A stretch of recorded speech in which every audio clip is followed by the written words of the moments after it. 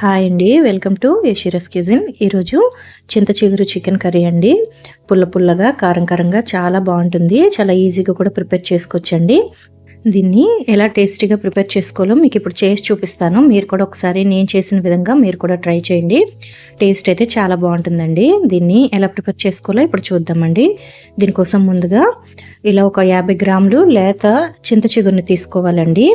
దీన్ని కడిగి శుభ్రం చేసుకోవాలి. చేసుకొని ఇలా కాస్త కాడల్లా ఉంటాయి కదండి, వీటిని సపరేట్ చేసేయాలి. ఇలా చేతిలో కాస్త చింత చిగురుని వేసుకొని వీడియోలో చూపిస్తున్న విధంగా ఈ విధంగా నలుపుకోవాలండి. ఇలా చేస్తే ఆకులన్నీ కూడా సపరేట్ అయిపోయి అదిగోండి ఇలా కాడలు అనేవి విడిగా వచ్చేస్తాయి. ఆ కాడల్ని తీసేసి చింత చిగురును మాత్రం ఒక గిన్నెలో శుభ్రం చేసి వేసుకోండి. ఇప్పుడు కర్రీ ప్రిపేర్ చేసుకోవడం కోసం స్టవ్ వెలిగించి ఒక ప్యాన్ పెట్టుకొని దానిలో జీలకర్ర ఒక 1/2 టేబుల్ స్పూన్, ధనియాలు ఒక 1/2 టేబుల్ స్పూన్ వేసుకోవాలండి. అలాగే మసాలా దినుసులు లవంగాలు ఒక 4-5 వేసుకోవాలి. ఇలాచి ఒక 3, 1 ఇంచు దాల్చిన చెక్క వేసుకోవాలండి. వీటిని కాస్త మీడియం ఫ్లేమ్లో కాస్త దోరగా వేయించుకోవాలి. ఇలా వేయించుకున్న తర్వాత ఒక 5 ఎండుమిర్చిని వేసుకోవాలండి. వేసుకొని వీటిని కూడా కాస్త ఫ్రై చేసుకోవాలి. ఇలా మసాలాలు ఫ్రై చేసుకొని పౌడర్ చేసుకొని ఈ కర్రీకి యాడ్ చేసుకుంటే టేస్ట్ అనేది బాగుంటుందండి. ఇప్పుడు కాస్త కరివేపాకును వేసుకోవాలండి. వేసుకొని వాటిని కూడా కాస్త ఫ్రై చేసుకోవాలి. ఈ విధంగా ఫ్రై అయిన తర్వాత స్టవ్ ఆఫ్ చేసేసి పూర్తిగా చల్లారిన తర్వాత మెత్తగా మిక్సీ పట్టుకోవాలండి. ఒక పక్కన పెట్టేసుకోండి. ఇప్పుడు అదే ప్యాన్లో ఒక 3 టేబుల్ స్పూన్ ఆయిల్ని వేసుకోవాలండి. ఆయిల్ వేసుకున్న తర్వాత ఉల్లిపాయ ముక్కలు 1 కప్పు వేసుకోవాలి. మీడియం సైజు ఉల్లిపాయలు అయితే 3 సరిపోతాయండి. వేసుకొని ఈ విధంగా ఫ్రై చేసుకోవాలండి. కాస్త కలర్ మారిన తర్వాత దీనిలో 1 టేబుల్ స్పూన్ అల్లం వెల్లుల్లి పేస్ట్ వేసుకోవాలి. వేసుకొని పచ్చివాసన పోయేదాకా ఫ్రై చేసుకోవాలండి. ఈ విధంగా పచ్చివాసన పోయేదాకా ఫ్రై చేసుకుంటేనే కర్రీ టేస్ట్ అనేది బాగుంటుందండి. ఇలా ఫ్రై అయిన తర్వాత ఒక 1/2 కేజీ చికెన్ని శుభ్రం చేసుకొని వేసుకోవాలండి. వేసుకొని 1/2 టీ స్పూన్ పసుపును కూడా వేసుకొని మొత్తం కలిసేలాగా ఒకసారి బాగా కలుపుకోవాలి.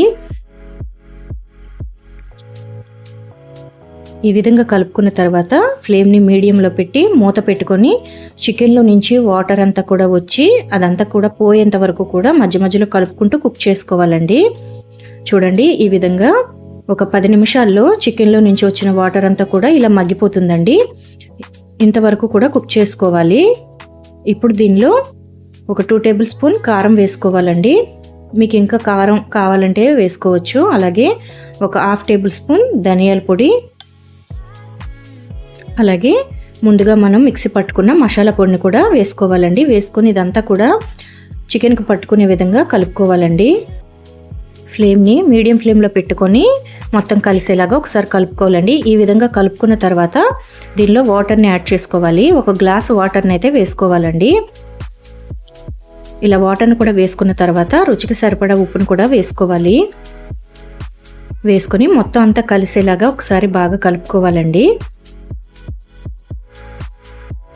ఇలా కలుపుకున్న తర్వాత మూత పెట్టి ఫ్లేమ్ని మీడియంలో పెట్టుకొని ఒక 10 నిమిషాలు కుక్ చేసుకోవాలండి.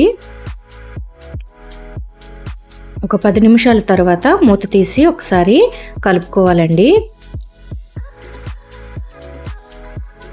ఇలా కాస్త దగ్గర పడుతున్నప్పుడు ముందుగా మనం శుభ్రం చేసి పెట్టుకున్న చింత చిగురుని వేసుకోవాలి. 1/2 కేజీ చికెన్కి 50 గ్రాములు చింత చిగురుని వేసుకున్నాను.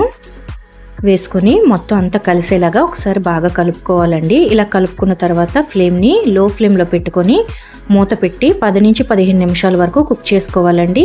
కర్రీ అనేది కాస్త దగ్గరగా అయ్యే వరకు కుక్ చేసుకోవాలి. ఇలా ఒక 10 నిమిషాల తర్వాత మూత తీసి చూస్తే కర్రీ అంతా కూడా దగ్గరగా అవుతుంది. అలాగే ఆయిల్ కూడా కాస్త పైకి తేలుతుందండి. ఇప్పుడు కాస్త కొత్తిమీరని యాడ్ చేసుకొని స్టవ్ ఆఫ్ చేసుకుంటే మనకి ఎంతో టేస్టీగా ఉండే చింత చిగురు చికెన్ కర్రీ అనేది రెడీ అయిపోయిందండి. చాలా బాగుంటుందండి. ఈ స్టేజ్లోనే స్టవ్ ఆఫ్ చేసుకుంటే కాస్త దగ్గరగా అయిపోతుందండి. చాలా బాగుంటుంది. టేస్ట్ అయితే పుల్కాల్లోనికి అలాగే చపాతీలోనికి చాలా బాగుంటుందండి. రైస్లో కూడా చాలా బాగుంటుందండి. పుల్లగా కారం కారంగా చాలా టేస్టీగా ఉంటుంది. మీరు కూడా ఒకసారి ట్రై చేయండి. బ్యాచిలర్స్ కూడా చాలా ఈజీగా ప్రిపేర్ చేసుకోవచ్చు. అలాగే వంట రాని వాళ్ళు కూడా ఈజీగా ప్రిపేర్ చేసుకోవచ్చండి. ఈ సీజన్లో దొరికే ఈ చింత చిగురుతో ఈ కర్రీని అయితే ఒకసారి ఇలా ట్రై చేయండి. వీడియో మీకు నచ్చినట్టయితే వీడియోని మీ ఫ్రెండ్స్ అండ్ ఫ్యామిలీకి షేర్ చేయండి. అలాగే ఛానల్ని సబ్స్క్రైబ్ చేసుకోండి. వీడియోని లైక్ చేయండి, షేర్ చేయండి, కామెంట్ చేయండి. Thank you for watching.